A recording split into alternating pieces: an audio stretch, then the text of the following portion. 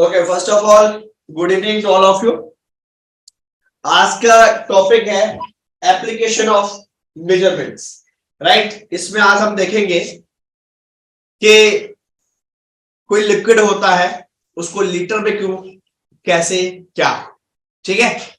आदमी का वजन किलोग्राम में नहीं, लंबाई चौड़ाई जब नापनी होती है तो मीटर में, फीट में, किलोमीटर्स में, ऐसे है ना। वॉल्यूम के लिए हम मीटर क्यूब्स, लीटर्स यूज करते हैं। तो आज मेनली हम उन्हीं पॉइंट पे डिस्कस करने जा रहे हैं।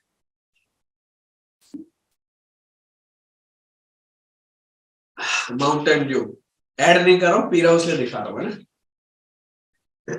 रख लू क्या पास में ऐसे माउंटेन ड्यू, जैसे रेनॉल्डो ने कोको कोला के कैन साइड कर दिए थे, याद है ना। चलिए चलो भाई शुरू करते हैं आज की क्लास को। और सभी को सबसे पहले संडे की बधाई हो। और जो बात है कि इंट्रोडक्शन करते हैं कि किस प्रकार से क्या होता है, क्या चीजें होती है, कैसे इंपैक्ट करती है। तो उसके लिए सबसे पहले एक बार पढ़ के शुरू आ जाना, फिर अपन इसको समझ लेंगे, ठीक है। गणित में सभी प्रकार की गणनाएं इकाई के आधार पर की जाती है, जैसे लंबाई, भार, समय, लंबाई, भार, समय आदि। किसी संख्या की इकाई प्रदर्शित की जाती है तब यह संख्या लंबाई, भार और समय के मान को व्यक्त करती है। इकाई से रहित अनुसंख्या को कोई अर्थ नहीं होता, इसलिए गणित के प्रश्नों में इकाइयों का प्रयोग करना आवश्यक है। हमारे दैनिक कार्यों में इकाइयों का विशेष महत्व है। एक छोटी सी कहानी के साथ आज की क्लास शुरू करता हूं, ठीक है। एक व्यक्ति पहुंचा दुकान पर। कहां पहुंचा वो? दुकान पर। और उसकी मम्मी ने कहा था कि बेटा जाओ 1 लीटर तेल ले आओ। क्या बोला? 1 लीटर तेल ले आओ। वो गया, उसने कहा भाई साहब 1 लीटर तेल दे दीजिए। उसने 1 लीटर तेल दे दिया, वो ले आया, बड़ा खुशी खुशी घर वापस आ गया। अगली बार मम्मी ने कहा कि जाओ शक्कर ले आओ। तो दुकान में पहुंचता, भाई साहब 1 लीटर शक्कर दे दो। अरे यार ये क्या है, शक्कर 1 लीटर कैसे हो सकती है? बोले नहीं नहीं, मैंने कल तेल लिया था 1 लीटर, मैं आज 1 लीटर शक्कर ले लूंगा। उसने कहा नहीं भाई साहब ये शक्कर है, ये लीटर में नहीं है, किलोग्राम में होती है। तो बच्चे ने कहा मतलब कल लीटर कुछ गलत हो गया था, लगता है भाई मिस्टेक दे दिया था भाई साहब ने। अब उसकी मम्मी ने कहा एक काम करो, अपने नाप की एक शर्ट सिलवा के लाओ। वो गया दर्जी के पास, ठीक है। वहां कहता भाई साहब, बोला हाँ मेरे लिए 3 लीटर की शर्ट बना दो। समझ मारे क्या कहा उसने? दर्जी के पास जाके, टेलर के पास, कि भाई साहब मेरे लिए 3 लीटर की एक शर्ट बना दो। वो कहता है यार पगला गया क्या तू भाई, शर्ट लीटर में आती है कि कभी? नहीं यार मैंने लीटर में कल तेल लिया था।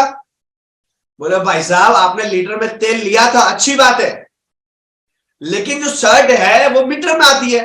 तो ये क्या लफड़ा है, पहले कहीं किलोग्राम में आती है, फिर कहीं लीटर में आती है, और अब ये नई बोल रहा है मीटर में आती है। समझ में आ रहा है?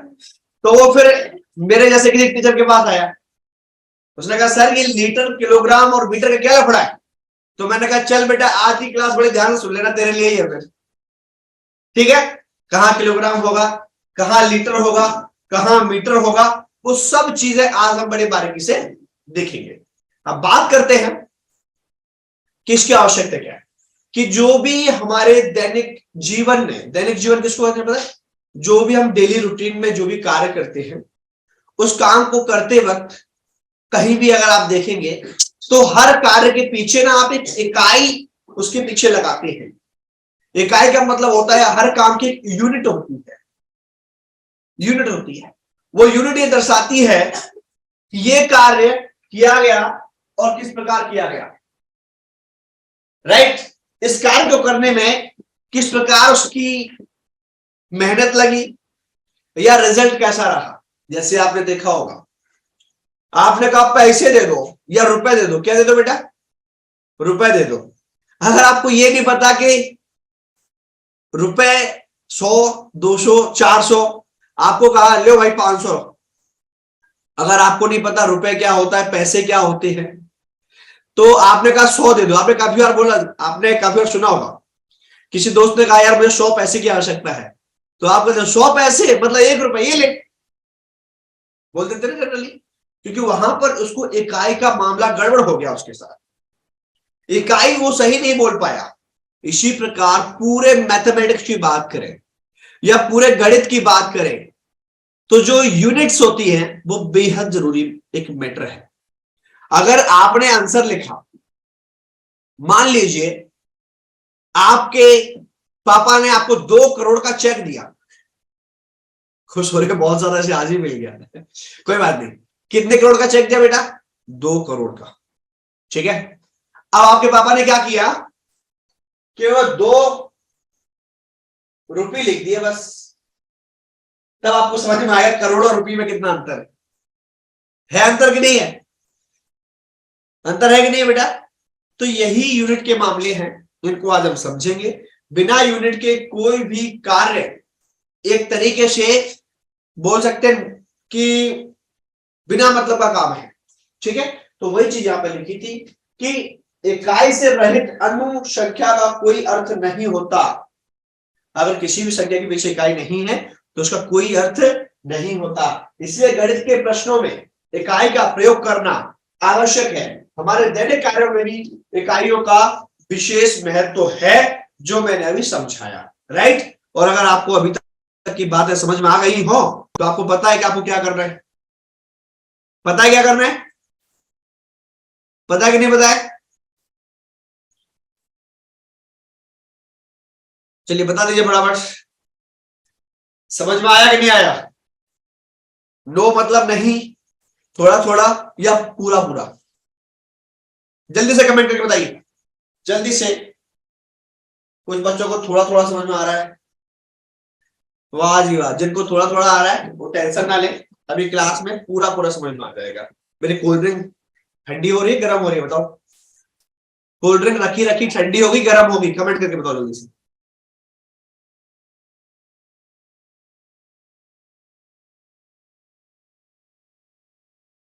चलो शुक्र है, इसका आंसर सही दिया आपने, हॉट हो जाएगी, वेरी गुड।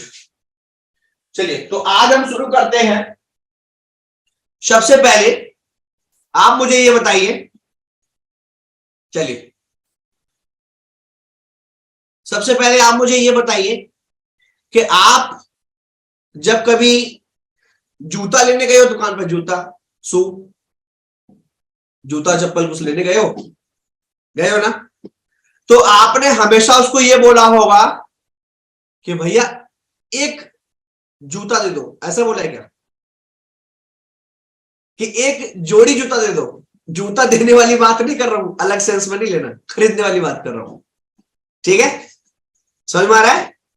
आप कभी दुकान पे गए होंगे तो आपने क्या बोला उसको कि भाई साहब एक जूता दे दो या एक जोड़ी जूता दे दो? जोड़ी, या हम बोलते हैं भैया एक पेयर शू दिखा दो, भैया एक पेयर स्लीपर दिखा दो, भैया एक पेयर, बहुत सारी चीजें होती है जो पेयर्स में काम करती है, राइट। तो जो पेयर होती है उनको हम बोलते हैं, पेयर जो होता है वो एक्चुअली में 2 चीजों को मिला के मिलता है। अब बताइए, क्या कभी एक जूता को एक पेयर कहते हैं क्या? बोलो बोलो, क्या कभी एक चप्पल को एक पेयर कहते हैं क्या? नहीं कहते ना। पेयर का मतलब क्या हुआ कि वहां पर कोई भी 2 सामान वहां पर उपलब्ध है, ठीक है जी बॉस, ठीक है, 2 सामान वहां पर उपलब्ध है। तो यहां से ये समझ में आया कि जो 2 इकाई का मिला के एक जोड़ा बनता है, जिसको इंग्लिश में 2 यूनिट्स इक्वल टू 1 पेयर कहा जाता है, ठीक है। जैसे आपने देखा होगा, अब जब हम मेले में जाते हैं तो बोलते हैं मम्मी गुड्डा गुड़िया का जोड़ा चाहिए, कहते हैं ना, राइट। पिकॉक के 2 पेयर ले लो, पिकॉक ले लो, एक पेयर पिकॉक ले लो जिसमें पिकॉक्स है 2। आपने घरों में देखे होंगे वो मिट्टी के खिलौने लेके आया करते थे बचपन में, है ना। तो वो जो पेयर वाली चीजें जितने भी हैं वहां पर हम एक्चुअल में हम जोड़ा बोल के 2 चीजें खरीद रहे हैं बेटा, यहां तक क्लियर है तो थम्स अप कर दो, आगे चले। ठीक है, गुड। अगला है, आपने सुना होगा एक सैकड़ा, एक सैकड़ा, सैकड़ा कहते हैं 100, जहां पर 100 यूनिट एक साथ मिल जाती है उसको हम एक सैकड़ा कहते हैं, और इसी को कहते हैं 100, 100। ठीक है, इसको सेंट्स भी, सेंट भी कहते हैं, CENT, सेंट भी कहते हैं। 24 सीट, 24 सीट का एक दस्ता होता है। ठीक है, 24 सीट का एक दस्ता होता है। देखिए 24 सीट्स का एक स्क्वाड होता है। अगर मैं आपको बताऊं, अगर आप पुलिस की परेड में गए हो, आर्मी की परेड अगर आपके पापा लोग करते हैं, उनसे आप पूछिएगा कि वहां पर 24 पर्सन लाइन में होते हैं और उसको एक स्क्वाड कहा जाता है। ठीक है, जिनके पापा आर्मी में, नेवी में है, उनसे आप पूछेंगे तो आपको बताएंगे कि हाँ बेटा ऐसा है। ठीक है, तो 24 लोग जहां इकट्ठे होके परेड करते, 24 लोग कहीं भी इकट्ठे हो, 24 इकाई इकट्ठी हो गई, तो उसको मैं एक स्क्वाड बोलता हूं, हिंदी में उसको मैं एक दस्ता बोलता हूं। ठीक है, 16 इकाई एक सीढ़ी, 16 इकाई एक सीढ़ी, सीढ़ी घरों की जो सीढ़ियां जो होती है वो 16 के अकॉर्डिंग बनाई जाती है। दैट्स वाई यहाँ पर 16 इकाई की एक सीढ़ी कही गई है। पर आजकल तो कोई 12 की बना लेता है, कोई 15 की बना लेता है, कोई 22 की बना लेता है, कोई 50 की, या कोई तो लिफ्ट लगा लेता है। तो उसको आप थोड़ा सा फॉरगेट करेंगे, इसको आप ध्यान रखेंगे। 16 इकाई मतलब एक सीढ़ी। ठीक है, और सीढ़ी को लैडर कहा जाता है, लैडर, लैडर, LADDER। आपने कभी केले खरीदे मार्केट से? केले खरीदे तो वो किलो में आते हैं कि दर्जन में आते हैं? दर्जन में आते हैं ना केले, राइट? अरे मार्केट में तो मुझे नहीं पता, लेकिन क्वेश्चन जरूर दर्जन में आता है ना, कि इतने दर्जन अंडे, इतने दर्जन, दर्जन जहां भी दर्जन यूज होगा दैट मीन्स कि वहां पर 12 यूनिट्स हैं, मतलब 12 चीजें हम एक साथ खरीद रहे हैं, 12 यूनिट्स को एक दर्जन कहा जाता है। ठीक है जी। एक रिम, एक रिम का मतलब 20 दस्ता, 20 दस्ता, और एक दस्ता का मतलब क्या था? 24 यूनिट। ठीक है ना निखिल, आ गया? ठीक है, एक दस्ता का मतलब क्या था? 24। निखिल को देख के मेरे चेहरे पे स्माइल आ जाती है, क्यों आ जाती है भाई? क्या चक्कर है? ठीक है, चलो। 20 इकाई का एक कौड़ी, आपको याद होगा पुराने जमाने में बोला करते थे ना, राजा महाराजा लोग कौड़ी दिया करते थे, कौड़ी, एक ये कौड़ी ले लो, वो कौड़ी ले लो, आपने कहानियों में सुना होगा, राइट? तो कौड़ी का मतलब था 20 इकाई, 20 यूनिट्स उनको दिया जाती थी, राइट? 144 इकाई मतलब होता है एक ग्रोश। ठीक है, एक ग्रॉस होता है, ठीक है, एक्चुअली ग्रॉस होता है एक।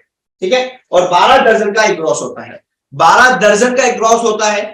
तो 12 दर्जन मतलब एक दर्जन में 12 यूनिट होती है, तो एक ग्रॉस में 144 हो गई। कोई दिक्कत है इसमें? यहां तक क्लियर है बच्चा सभी को? सभी को क्लियर है? अगर आ गया तो आगे चल सकते हैं। मेरी मान तो इंड्यू ठंडी हो रही है। हाँ अक्षत, समझ में आ रहा है? अगर आ रहा है तो ऐसे करना है। Good job. हाँ भाई हिमांशु, पापा के साथ बैठ के देख रहे हो, क्या चक्कर है? बाप बेटा दोनों क्लास ले रहे हो? है? हाँ नोट कर सकते हैं प्रेरणा, बाकी ये पीपीटी तो आपको मिल ही जाएगी क्लास के बाद, अभी आप समझ लीजिए, क्लास के बाद इसको नोट कर लीजिएगा, क्योंकि फिर समय कम बचेगा ना अगर मैं नोट कराऊंगा तो। मोस्टली मुझे लगता है लर्न हो गया होगा। 1 पेयर 2 यूनिट्स, 100 100 यूनिट्स, 1 स्क्वाड 24 सीट्स, 1 लैडर 16 यूनिट, 1 दर्जन 12 units, 1 ream 20 shaft, right? 1 score या कॉडी 20 यूनिट्स एंड 1 ग्रॉस 12 दर्जन। ठीक है, उम्मीद करता हूं याद होगी चीजें। अब बात करते हैं इसकी मेनली जो प्रणाली होती है उसको मीट्रिक प्रणाली, मतलब इसको बात करा जाएगा तो मैट्रिक सिस्टम और मेजरमेंट। ठीक है, ये अपने काम कर रही है, आगे चलते। यहां देखिए आप, इधर देखिए कि 10 मिलीमीटर बराबर 1 सेंटीमीटर होता है। ठीक है, 10 डेकामीटर बराबर 1 हेक्टोमीटर होता है, 10 सेंटीमीटर बराबर 1 डेसीमीटर होता है, एक हेक्टोमीटर बराबर 1 किलोमीटर होता है। एक बार इसको चेक करना, चेक करो इसको। 10 डेसीमीटर बराबर 1 मीटर होता है। 1000 मीटर बराबर 1 किलोमीटर होता है। 10 डेसीमीटर बराबर 1 डेकामीटर होता है। राइट। 100 सेंटीमीटर बराबर 1 मीटर होता है। राइट।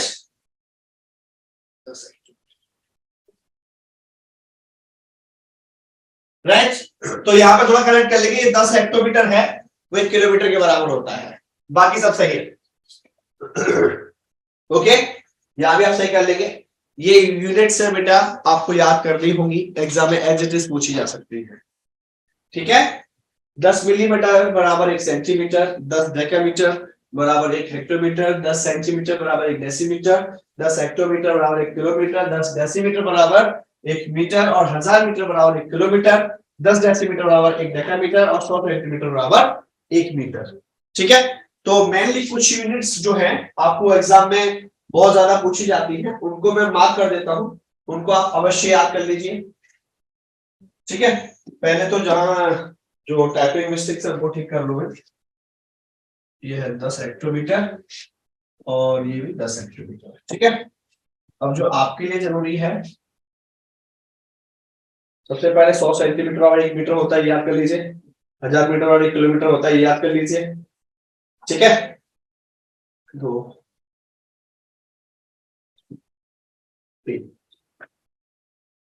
बस मेनली आपको बच्चे यही आएंगे, 1 2 3। 100 सेंटीमीटर बराबर 1 मीटर और 1000 मीटर बराबर 1 किलोमीटर और 10 मिलीमीटर बराबर 1 सेंटीमीटर। ठीक है। ये 3 चीजें ये आपके एग्जाम पॉइंट ऑफ व्यू से है, बट मैं चाहूंगा कि ज्यादातर बच्चे ये सभी याद करें। ठीक है। बट जिन बच्चों के अभी अप्रैल में एग्जाम है उनके लिए 3 यूनिट जरूरी है, ये 3 आपको याद होनी चाहिए। आगे चलते हैं। अब ये खुद आ गए, कुछ आगे लंबाई नापने के लिए। ठीक है। ओके। लंबाई 1 इंच। आप किसी ने मेजरिंग टेप देखा है? मेजरिंग टेप आप लोगों ने देखा है? मेजरिंग टेप देखा है घर में? मैं दिखाऊं? देखोगे? हाँ जी ब्रजेश जी, अपना मेजरिंग टेप दीजिए, इंची टेप। आपको कुछ चीजें दिखाता हूं मैं, तो ये सब चीजें आपको बहुत जल्दी क्लियर हो जाएगी।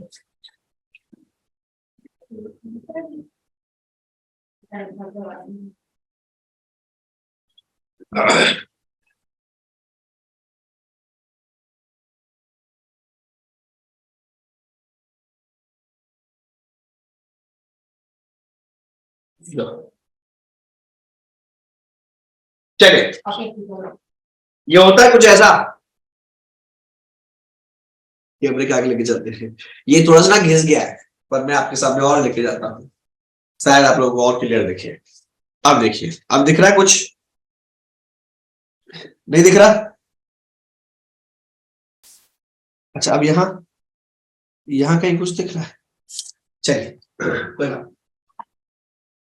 अब ऐसे देखिए कि इसमें सबसे छोटी यूनिट जो होती है वो होती है आपकी सेंटीमीटर। क्या होती है बेटा? सेंटीमीटर होती है। उसके बाद आपकी आती है इंच। क्या आती है? इंच। उसके बाद आपकी आती है फीट। ठीक है। और उसके बाद आता है आपका मीटर। इसमें इसमें बाकी और चलते आगे, ऐसा ही है ना भैया जी? सबसे पहले सेंटीमीटर, फिर इंच, फिर फीट, फिर मीटर। ठीक है जी। तो अब बात करते हैं, जो आपने स्केल में, आपके पास जो स्केल है ना बेटा, स्केल, आपका स्केल भी है ना? स्केल है, स्केल होगी ना, घर पे देख लीजिए प्रैक्टिकल।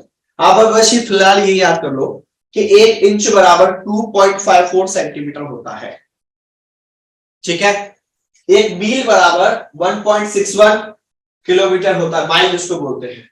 एक डेसीमीटर बराबर 4 इंच होता है अप्रॉक्स। एक सेंटीमीटर बराबर 0.3937 इंच होता है। एक मीटर बराबर 3937 इंच होता है। 8 किलोमीटर के 5 माइल होते हैं। एक फीट बराबर 0.3048 मीटर होता है। 1 किलोमीटर बराबर 0.6214 माइल होता है और 1 यार्ड बराबर 0.9144 मीटर होता है और 1 मीटर बराबर 1/11 गज होता है। ठीक है, यार्ड्स होता है, यार्ड्स। ठीक है, कुछ चीजें हैं ये आपको बेटा याद करनी होगी। ठीक है, ये सीट में भेजूंगा आज, याद कर लीजिएगा। और इसका कल सुबह 10 बजे से लेके 4 बजे तक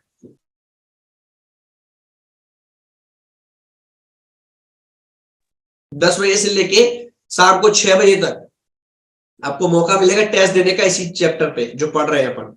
ठीक है, तो जो याद करेगा वो अच्छे मार्क्स दे पाएगा। ठीक है जी। अब ये आ गए सेम कि कन्वर्ट कैसे करते हैं ग्राम्स। ठीक है, ग्राम्स किलोग्राम्स वाला, दूध नापने वाला, तेल नापने वाला, वो है क्या? हाँ जी, वो है। बोलो जल्दी बोलो यार। नहीं बेटा, ये वो नहीं है। ये वो है शक्कर वाला, आटे वाला। ठीक है, गुड़ वाला। आपका और मेरा अक्षत का वेट 32 केजी, प्रेरणा का 28, जसमीत का 28, सौम्या का 26, निखिल का 42, मयंक का 35, जयस का 26। तो जो वेट है ना, किलोग्राम जिसको बोलते हैं भार, वेट, उसको हम इसमें नापते हैं। उसके कन्वर्जन है कि 10 मिलीग्राम का 1 सेंटीग्राम होता है, 10 डेसीग्राम का 1 ग्राम होता है, 10 डेसीग्राम का 1 हेक्टोग्राम होता है, 100 किलोग्राम का 1 क्विंटल होता है, 1000 किलोग्राम का 1 किलोग्राम होता है, 10 सेंटीग्राम का 1 डेसीग्राम होता है, 10 ग्राम का 1 डेसीग्राम होता है, 10 हेक्टोग्राम का 1 किलोग्राम होता है, 10 क्विंटल का 1 मीट्रिक टन होता है और 1 ग्राम का 5 कैरेट होता है। तो यहाँ पे जो आपको मेनली कुछ चीजें याद रखनी है एग्जाम पॉइंट ऑफ व्यू से, वो आप समझ लें कि जो क्विंटल होता है ना, क्विंटल, इधर देखिए, इधर लगा देता हूं मैं। ठीक है, ये रहा, एक ये वाली याद कर लेना, 100 किलोग्राम का 1 क्विंटल होता है। ओके, और 1000 ग्राम का 1 किलोग्राम होता है, डेसीग्राम का 1 ग्राम होता है। इसका एक और याद करिएगा, 1 टन बराबर 1000 किलोग्राम। ये वाला मेरी तरफ से कर लीजिएगा। ये 4 करने से आपके एग्जाम्स में, ये एग्जाम पॉइंट ऑफ व्यू से बोल रहा हूं, फिर से समझ लीजिए, कोई अदरवाइज ना लीजिएगा कि सर ने तो ये 3-4 चीजें बोली है। ठीक है, हाँ ये रहा, ये देखो, ये तरल पदार्थ नापने के लिए है। तरल मतलब लिक्विड यूनिट्स, जैसे दूध है ना, घी, लिक्विड जितनी भी चीजें होंगी उनके लिए ये यूनिट है। और ये जो था, ये क्वांटिटी के लिए है, क्वांटिटी मतलब मात्रा के लिए। ठीक है, इससे पहले जो थी ये लेंथ के लिए थी, लेंथ। ठीक है, लंबाई नापने के लिए। इसके पहले जो थी वो भी लेंथ की ही थी, उसमें कुछ लेंथ के बारे में और डिटेल्स में दिया हुआ था। अभी हमने ये 4-5 चीजें देखी है। ठीक है, चलिए, तो जो हमारे यहां था, जहां जहां पीछे ग्राम लगा था ना बेटा, जहां जहां ग्राम लगा था, बस वहां पर पीछे पीछे इसलिए क्या करेंगे, लीटर लगा देंगे, बस लीटर, बस। बाकी पूरी पिक्चर एक जैसी है दोनों की, कोई अंतर नहीं है। ठीक है, बस इसमें जो याद करने वो भी मैं आपको बता देता हूं। 10 मिलीलीटर का 1 सेंटीमीटर होता है। ठीक है, 100 मिलीलीटर का 1 लीटर होता है और डेकालीटर। बस ये 3 चीजें आपको जो है एग्जाम में इतनी काफी है। ठीक है बेटा, पर याद पूरी करना, कोशिश करना। आगे चलिए। हाँ, ये कुछ बदलने वाली चीजें हैं कि आपने एक चीज देखी होगी, आपने कभी केक खरीदा है? केक, बोलो सर, हर बर्थडे में खाने को मिलता है। खरीदा नहीं है पर आता जरूर है, नहीं? तो केक जो होता है ना बच्चों, वो पाउंड में आता है, पाउंड। आपने देखा होगा ना कि भाई साहब 1 पाउंड का है या 2 पाउंड का या 3 पाउंड का है, आता है ना केक में। केक में किलोग्राम नहीं बोलते वहां, तो वो पाउंड समझते हैं। देखिए 1 ग्राम जो है, 1 ग्राम की बात करूं, बहुत छोटी यूनिट है ग्राम। किलोग्राम में 1000 ग्राम होते हैं, पता है ना? पता है कि नहीं? 1 किलोग्राम कितने ग्राम होते हैं बेटा सार्थक? चलो आप लोग फटाफट से कमेंट करके दिखाओ मुझे, 1 किलोग्राम में कितने ग्राम होते हैं? 1 किलोग्राम में कितने ग्राम होते हैं? बोलो। वेरी गुड, 1000 ग्राम होते हैं। ठीक है, तो उसी प्रकार जो 1 टन 1 ग्राम जो होता है उसमें इतने ग्रेन होते हैं, ग्रेन 15,432। ठीक है, और 1 टन में 2240 पाउंड होते हैं, और 1 किलोग्राम में 2.204 पाउंड होता है। कितने होते हैं बेटा? 2.204। मतलब जो 1 पाउंड होता है वो समथिंग समथिंग आपका, डिवाइड लगा लो, 1000 हो गया, 204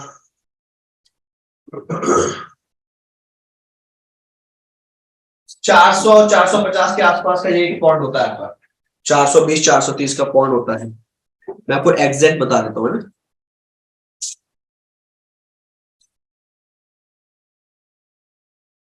हाँ, 453 का होता है 1 पाउंड, मतलब 454 ग्राम का ले सकते हैं।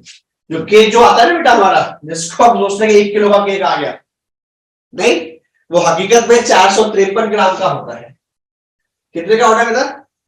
453 का।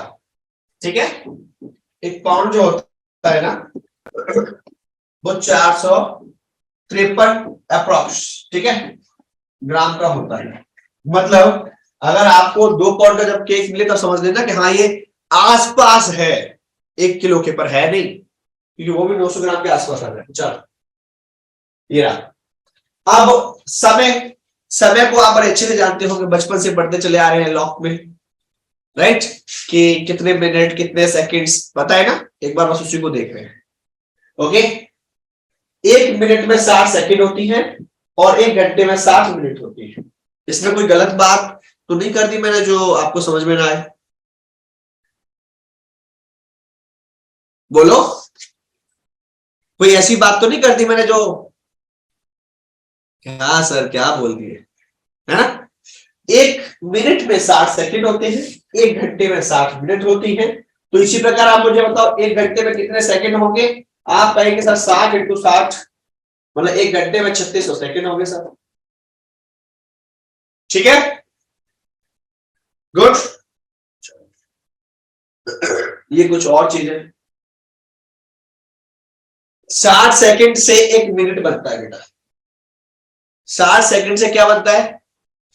1 मिनट बनता है। 24 घंटे से 1 दिन बनता है। ठीक है, 15 इफॉफ या 15 दिन भी लिख सकते हैं हम यहां।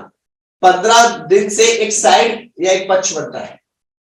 एक पक्ष जो होता है शुक्ल पक्ष और कृष्ण पक्ष, वो हकीकत में हमारा 15 दिन का होता है। ठीक है, और एक महीने में 30 दिन होते हैं।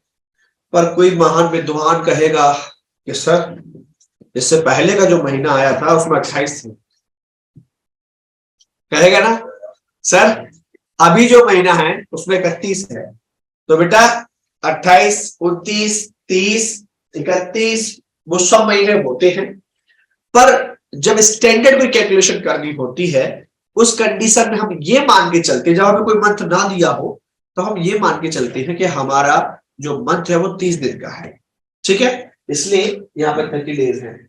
अब देखिए जो एक साल होती है 12 महीनों की होती है।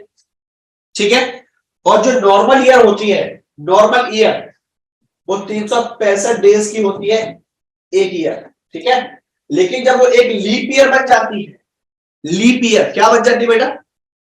लीप ईयर, तो वो 366 दिन की बन जाती है। मैं कभी इस क्लास में डिस्कस करूंगा कि 365 और 366 क्यों होते हैं। ठीक है, ओके, पर अभी फिलहाल बस इतना समझ लीजिए। 100 साल का एक शताब्दी बनती है, सेंचुरी बोलते हैं। 60 मिनट का एक घंटा बनता है, 7 दिन का एक वीक होता है। दो पार्टीज मतलब 2 पक्ष का एक मंथ होता है। 365 दिन का एक ईयर होता है। जिसको साधारण ईयर जो है ना 365 होता है। अगर आपको कहीं भी क्वेश्चन में लिखा हो 1 ईयर, ठीक है, तो आप उसको 365 दे मान के चलेंगे। और अगर वहां लिखा हो लीप ईयर, तब आपको वो 366 मानना है। अदरवाइज आपको उस ईयर को 365 की तरह ही उससे व्यवहार करना है। ठीक है, 52 वीक्स होते हैं एक साल में, और 10 साल को एक डिकेड्स या दशक कहते हैं, और 12 साल को एक एरा बोलते हैं। ठीक है, जिसको युग भी बोलते हैं। ठीक है बेटे, ठीक है, ये था हमारा समय। आगे चलते हैं। अब कौन सा महीना कितने दिन का होता है वो तो आपने बचपन में पढ़ा होगा। जनवरी, फरवरी, मार्च, अप्रैल, मई, जून, जुलाई। पढ़ा है? पढ़ा है ना कि नहीं पढ़ा है? अच्छा, तो किस किसने पढ़ा है? जल्दी बोलो किस किसने पढ़ा है। से यस, कमेंट करो जल्दी से, यस कमेंट करो। जनवरी, फरवरी, मार्च, अप्रैल, मई, जून, जुलाई, अगस्त। पढ़ा है ना? पढ़ा है, बस ठीक है। ठीक है ना? तो जनवरी 31 की हमेशा होती है। देखिए, सभी मंथ फिक्स है, बस फरवरी को छोड़ के, क्योंकि फरवरी क्या होती है, फुर्र हो जाती है। क्या हो जाती है? फुर्र। ठीक है, तो कभी 28 पर पकड़ लिया जाता है, कभी उसको 29 पर पकड़ लिया जाता है।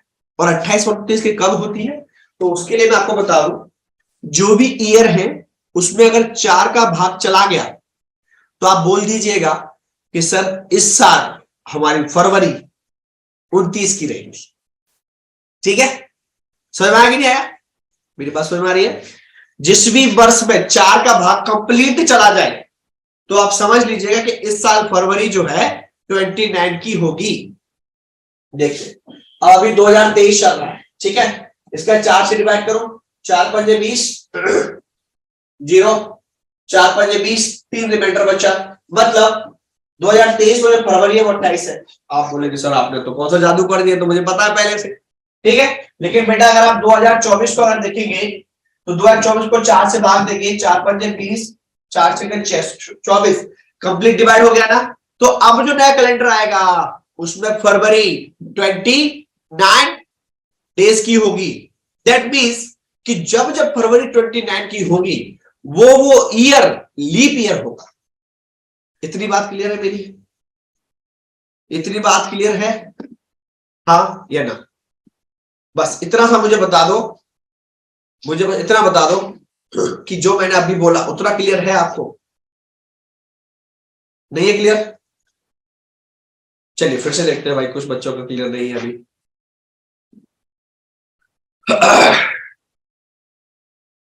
जिस भी ईयर में 4 का भाग चला गया तो वहां से हमने ये डिसाइड कर लिया कि फरवरी 29 की है। ठीक है, और जब जब फरवरी 29 की होगी वो ईयर लीप ईयर का होगा। ठीक है, लीप ईयर होगा। तो कहने का तात्पर्य कि अगर आपको ये पता करना है कि ये वाला ईयर लीप ईयर है कि नहीं है, तो उसमें भी आप ये करेंगे 4 का भाग दो, अगर कंप्लीट डिविजिबल हो गया तो आप कह देना कि ये लीप ईयर है। ठीक है, समझ में आ रहा है? चलो आपको मैं एक ऑप्शन दे रहा हूं, आप मुझे बताइए लीप ईयर है या नहीं है। 2064, इसका बताइए 2064 लीप ईयर है या नहीं है? अब कुछ बच्चे क्या कर रहे होंगे, पूरे में भाग दे रहे होंगे। ठीक है ना बच्चा, मैंने डिविजिबिलिटी रूल पढ़ाया है ना। 4 का डिविजिबिलिटी रूल क्या है? लास्ट के 2 डिजिट को 4 से भाग दो, यही है ना। तो 4 से चला गया 16 बार, मतलब ये लीप ईयर है। खत्म, टाटा बाय बाय। ठीक है, चलिए अब ये है आपके इलेक्ट्रॉनिक घड़ी। इलेक्ट्रॉनिक घड़ी मतलब जिसमें एएम और पीएम बसता है, राइट?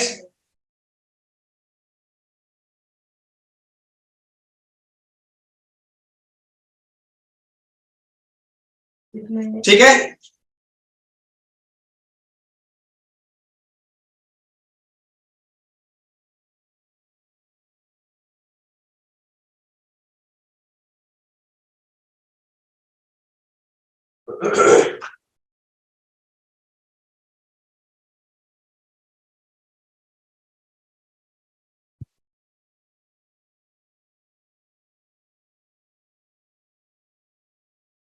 चलो इससे पहले एक छोटा सा कॉन्सेप्ट जो है ना, इसमें स्लाइड नहीं बन पाई है। ये इलेक्ट्रॉनिक घड़ी हो गया,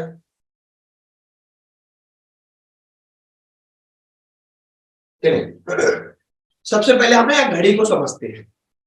घड़ी कुछ ऐसी होती है, ठीक है, जिसमें यहाँ एक सेंटर में एक जो भी होता है समझ लो बस, ठीक है। उसमें फिर 3 कांटे होते हैं। कितने होते हैं? कितने होते हैं? कितने होते हैं बेटा? 3। पर हम कंसीडर ये करके चलते हैं 2 कांटे हैं। होते 3 है, सेकंड का भी होता है, पर जो हमारे काम के होते हैं वो 2 होते हैं, ठीक है। एक आपने देखा होगा कांटा पूरा यहाँ छाती तक जाता है, पूरा सीधा खड़ा हो जा, देखा होगा नंबर के बिल्कुल छाती तक पहुंचता है। एक कांटा है, मुझे कहता है पैसा वाला हो जाओ। हमारे भाई यदि आप तुम्हारे यहां से घूम के गए, नौटंकी ना करो, ठीक है ना। अब यहां पे 12 होता है, 6 होता है, 3 होता है, 9 होता है, 1 हो गया, 2 हो गया, 4 हो गया, 5 हो गया, 7 हो गया, 8 हो गया, 10 हो गया, 11 हो गया। कुछ ऐसी ही घड़ी बनती है, मतलब होती है, ठीक है। और मैं ये मान के चल रहा हूं कि आप सभी को घड़ी में टाइम देखना आता है। मैं सही मान रहा हूं? इस वाली घड़ी में टाइम देख लेते हैं, ऐसी वाली में नहीं, ऐसी में तो कोई भी देख लेता है। 7 बज के इतने मिनट हो गए, वो वाली नहीं, ऐसी वाली में, है ना, कर लेते हो टाइम। तो इस घड़ी को हम कहते हैं नॉर्मल घड़ी बेटा। क्या कहते हैं? क्या बोलते हैं इसको?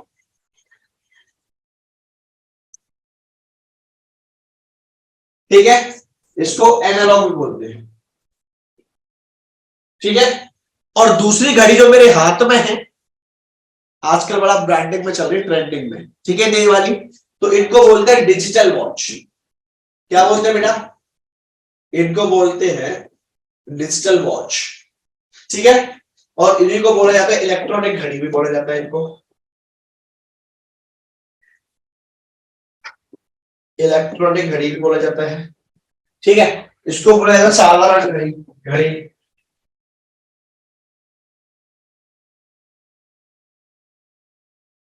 ठीक है। तो दोनों घड़ियों में अंतर समझ में आ गया, हाँ या ना? अब मुझे ये बताओ, तुम जहां बैठ के पढ़ रहे हो उस कमरे में एक घड़ी लगी है, लगी है। अब कमेंट करके बताओ वो कौन सी घड़ी है, एनालॉग है या इलेक्ट्रॉनिक है? जल्दी कमेंट करो। कुछ महान विद्वान कह रहे हैं सर घड़ी नहीं लगी। अच्छा, हाथ में पहनी है, हाथ में? बोला सर पापा दिलाते नहीं है? पापा दिलाते नहीं, ऐसी बात है, ठीक है। कुछ नॉर्मल वॉच होंगी, कुछ इलेक्ट्रॉनिक वॉच होंगी, उससे कोई ज्यादा फर्क नहीं पड़ता। आपने देखा होगा कि जो एनालॉग वॉच है वो दिन में 2 बार घूमती है, पता है ना, ठीक है। अब इन घड़ियों से क्या सिर्फ देखने मात्र से आप ये बता सकते हैं कि दिन के बज रहे हैं या रात के बज रहे हैं? नहीं बता सकते। रात में भी वैसे ही बजते हैं, दिन में भी वैसे ही बजते हैं, ठीक है। इसलिए एक नई घड़ी का जन्म हुआ जिसने इस दुविधा को दूर किया। उसका नाम हमने रख दिया इलेक्ट्रॉनिक वॉच, जो हमारे मोबाइल फोन्स में होती है, लैपटॉप में होती है, ठीक है ना। बस में मारिए। तो वहां पे क्या चलता है? वहां पे चलता है ये भैया इलेक्ट्रॉनिक घड़ी। चलिए देखिए, वर्तमान में इलेक्ट्रॉनिक घड़ियों का अत्यधिक प्रयोग हो रहा है। इलेक्ट्रॉनिक घड़ियां 2 प्रकार की होती है, इसमें भी 2 प्रकार है भाई। पहले घड़ी में 2 प्रकार थे, एनालॉग और इलेक्ट्रॉनिक। अब इलेक्ट्रॉनिक में भी 2 प्रकार है, हम 2 हमारे 2, ठीक है। फर्स्ट टाइप वो है जिसमें पूर्ण दिवस के 24 घंटों को दर्शाया जाता है। इस घड़ी में अर्धरात्रि से दूसरी रात्रि तक का समय 1 से 24 तक होता है, ठीक है। अब बात करते हैं जो पहला टाइप का है। ये घड़ी आपको मिलेगी रेलवे स्टेशन पर। कहां मिलेगी? देखा है ना, पहली बार जो बच्चा रेलवे स्टेशन जाता है वो कहता है लाल लाल बत्ती कैसी जल रही है, ये 23 कैसे हो रहा है? 23 देखा होगा ना, 23 बजते हैं उसमें। किस किस ने देखा है रेलवे स्टेशन की वॉच? किस किस ने देखी है? देखिए, तो वो एक्चुअल में जो होती है वो फर्स्ट टाइप की वॉच है, जहां पर 24 आवर्स तक काउंटिंग चलती है, ठीक है।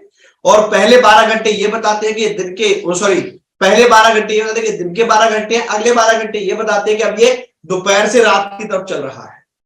समझ में आ रहा है? तो अब मैं आपसे पूछ रहा हूं कि अगर 18:20 हो रहा है, ठीक है, तो इस वक्त शाम हो रही होगी या सुबह हो रही होगी? मतलब मॉर्निंग हो रही होगी या इवनिंग? कमेंट फास्ट, मॉर्निंग या इवनिंग? जल्दी से कमेंट करो, जल्दी फास्ट।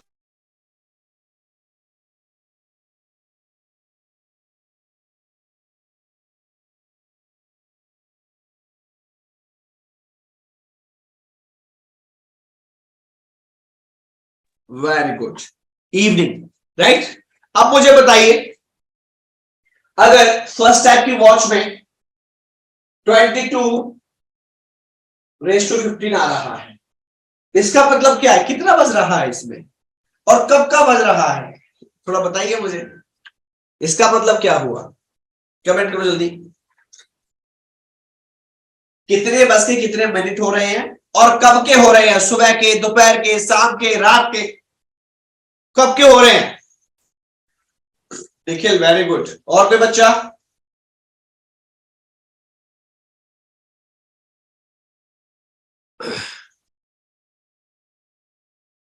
तो इधर ज्यादा समय खराब नहीं करते, आगे चलते हैं, ठीक है। और दूसरी प्रकार की जो घड़ी है उसमें एएम पीएम दिया होता है, ठीक है। जैसे मेरी वाली ये घड़ी जो है ना, इसमें एएम पीएम दिया होता है मुझे, ठीक है। इसमें आपने देखा होगा इस टाइप की जो वॉच आती है उसमें टाइम के साथ में नीचे एएम और पीएम लिख देता है। एएम का मतलब क्या हुआ? पहले 12 घंटे, पीएम का मतलब दूसरे 12 घंटे। एएम को बोलते हैं हम एंटी मेरिडियन, ठीक है, और पोस्ट मेरिडियन, सही है, पीएम को, ठीक है। दोनों का मतलब क्या है?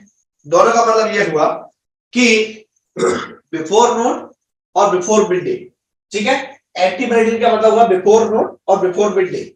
मिड डे किसको बोलते हैं? मिड डे बोलते हैं 12 बजे से इस तरफ वाला, बिफोर, बिफोर मिड डे, ठीक है, ओके।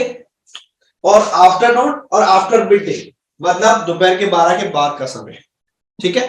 तो जो दोपहर के 12 बजते हैं उससे एएम और पीएम डिसाइड होता है, ठीक है। और रात के 12 तक, जैसे रात के 12 में शिफ्ट हुआ वो एएम बन जाता है, जैसे दोपहर के 12 पे आया वो पीएम बन जाता है, ठीक है जी। अच्छा मुझे आप एक चीज बताइए, क्या कभी आपने किसी भी सेकंड के मिनट के कांटे पर कभी ये बना देखा है? कभी ये देखा है किसी ने भी, चाहे कौन सी भी वॉच, कौन सी भी घड़ी हो, क्या कभी इतना बजा आपकी घड़ी में? आप कहेंगे नहीं सर, क्योंकि सर जैसे ही 59 क्रॉस करेगा वैसे ही इसका जो टाइम है वो 12:00 कर देगा। ऐसे ही करेगा ना? हाँ है ना? कुछ खुला रे भाई, मत खोल भाई। 12:00 कर देगा। मैं कहूंगा 12:00 कभी होता ही नहीं है डिजिटल वॉच में, वो 00.00 होता है रात को। दिन की बात नहीं कर रहा हूं, रात की बात कर रहा हूं, देखा है कि नहीं? यही होता है ना रात को, होता है ना? तो ये हमने कुछ चीजें ध्यान रखनी थी, आगे चलते। अब ये रहा, यदि कोई बस इस प्रकार है कि वो चार, ये जो मैंने आपको चीजें समझाई थी वही सब चीजें हैं, इसमें ज्यादा कुछ है नहीं, बट फिर भी एक बार रीड कर लेते हैं जस्ट, कि देखिए लीप वर्ष कैसे निकालें। 4 से विभाजित नहीं है तो फरवरी 28 दिन का होगा, अगर 4 से पूरा भाज्य है तो उस वर्ष फरवरी 29 दिन का होगा, ठीक है। अगर फरवरी 29 दिन का है तो लीप वर्ष होगा, अगर फरवरी 29 दिन का है तो 364 दिन भी होंगे, और नहीं है तो 365 दिन का होगा। जो पढ़ चुके हैं बस वही चीजें लिखी हुई है। प्रत्येक 8वें दिन वो पहला दिन ही आता है जो था, प्रत्येक 8वें दिन। इसे मान लीजिए आज अगर मंडे है, ठीक है, तो 8वें दिन मतलब 7 दिन बाद तो 8वां दिन हो गया ना। 8वें दिन क्या होगा? मंडे ही होगा ना, बस वही लाइन लिखी है, ठीक है। कुल दिनों में यदि 7 का भाग करें और अगर शेषफल जो भी आता है तो वो एक्स को विषम दिन कहते हैं, ठीक है। 365 को अगर 7 से भाग करते हैं तो शेषफल जो है 1 आया, तो ये विषम दिन कहलाता है। जब हम कैलेंडर की बात करेंगे तो उस समय इसको इन डिटेल में डिस्कस करेंगे। ओके जी। प्रेजेंट टाइम और फ्यूचर टाइम, इस प्रत्यय को हम वर्तमान समय से पहले बीत चुके समय के लिए प्रयोग करते हैं। जैसे 12 वर्ष पूर्व, 8 वर्ष पूर्व, ठीक है, मतलब प्रेजेंट टाइम और फ्यूचर टाइम। जैसे मान लीजिए आपको बताना है प्रेरणा कब पैदा हुई, तो प्रेरणा कहेगी सर मैं आज से 12 वर्ष पूर्व पैदा हुई, ठीक है ना। पूर्व मतलब जो बीत गया, और बोलेगा पश्चात मतलब फ्यूचर की बात कर रहे हैं, ठीक है। तो जब हम कभी भी बात करेंगे ईगो, ये लगाएंगे एगो, ठीक है, 12 ईयर एगो, तो मतलब क्या प्रेजेंट टाइम की बात कर रहे हैं, आज के समय की बात कर रहे हैं, और फ्यूचर के लिए हम लगाएंगे आफ्टर, ये आफ्टर, ठीक है। बस इतनी सी बात इस वाले स्लाइड में मुझे समझानी थी। इंडियन करेंसी की बात करें तो भारतीय मुद्रा प्रणाली की बात करें, इंडियन करेंसी सिस्टम की, तो वो एक्चुअली भारतीय मुद्रा को रुपया कहते हैं, सबको पता होगा, बचपन से लेते आ रहे हैं, 2 रुपए, 5 रुपए, 10 रुपए, ठीक है। तो उसका जो यूनिट है उसको रुपया कहते हैं। रुपया को हाल ही में एक विशिष्ट चिन्ह दिया गया, इस प्रकार आपने देखा होगा ना, ये दिया गया। रुपए की छोटी इकाई पैसा होती है, क्या होती है बेटा, पैसा होती है। 1 रुपए में 100 पैसे होते हैं, ठीक है। बस 3 चीजें यहां से जरूरी। पहली चीज, भारत की जो मुद्रा उसको रुपया कहते हैं, रुपया का एक चिन्ह है वो ये वाला है, इसकी छोटी इकाई पैसा है, बस टास्क कंप्लीट। और 1 रुपया बराबर 100 पैसे होते हैं, बस हो गया 4 पॉइंट्स, ठीक है। इसलिए बेच क्वेश्चन हम कर लेंगे। ये दे रखा है रुपया को पैसे में बदलना, रुपया में दी गई राशि को जब पैसों में बदलते हैं तो 100 का गुणा करते हैं। 25 रुपए को पैसे में बदलना, तो आप बोलेंगे 2500, है ना। तो अब आप मुझे बताइए कि 28 रुपए हैं आपके पास 28 रुपीज, तो पैसे में कितना हुआ, कमेंट फास्ट। 28 रुपीज है तो पैसे में कितने होंगे,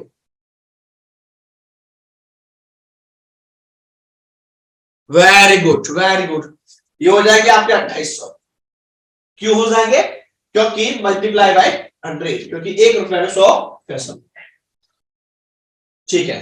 अब मान लीजिए पैसे से रुपए निकालने को आ जाए तो 100 का भाग दे दो, ठीक है ना, निकाल लोगे। चलो 100 वर्ग मिलीलीटर 1 वर्ग सेंटीमीटर, ये आ गया आपका एरिया। अब आगे की चीजें जो है हम कल डिस्कस करेंगे, ठीक है। अभी तक के लिए इतना ही काफी है। तो आज अगर कुछ समझ में आया है तो मुझे बता दो, हाँ या ना करके कमेंट कर दो, कमेंट करके बताओ आया समझ में, ठीक है। फिर bye, take care, good night. सोना नहीं है, अच्छे से फिर से रिविजन करना, स्लाइड भेज रहा हूँ, ठीक है। और जो ना समझ में आए वो पूछ लेना, ओके, धन्यवाद।